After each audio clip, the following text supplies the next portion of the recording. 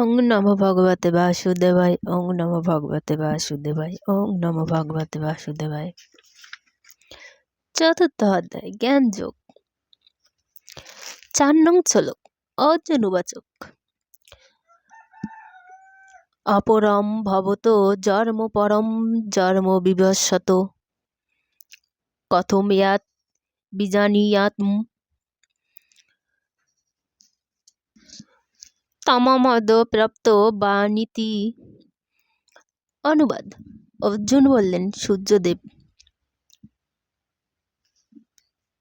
বিভৎসনের জন্ম হয়েছিল তোমার অনেক পূর্বে। তুমি যে আদিকালে তাকে এই জ্ঞান উপদেশ করছিলে, তা আমি কেমন করে বুঝব? অর্জুন ভগবানের একজন সুবিদিত শুদ্ধ ভক্ত, তাহলে তার পক্ষে কিভাবে শ্রীকৃষ্ণের কথা বিশ্বাস করা সম্ভব? এটা একটা প্রশ্ন। প্রকৃতপক্ষে অর্জুন এই কথাগুলি তার নিজের জন্য জিজ্ঞাসা করছেন না, কিন্তু যারা ভগবানকে বিশ্বাস না করে অথবা যে সমস্ত অসুরেরা শ্রীকৃষ্ণকে ভগবান বলে মানতে চায় না, তাদের অজ্ঞ ভূমিকায় অবলম্বন করে জিজ্ঞাসা করছেন।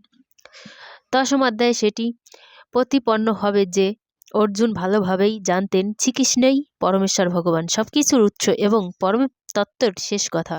সাধারণ মানুষের পক্ষে এটি বুঝতে পারা খুবই কঠিন যে দেবকীর পুত্র রূপে শ্রীকৃষ্ণ এই ধরাধামে অবতীর্ণ হয়ে কিভাবে আদিপুরুষ ভগবান হতে পারেন।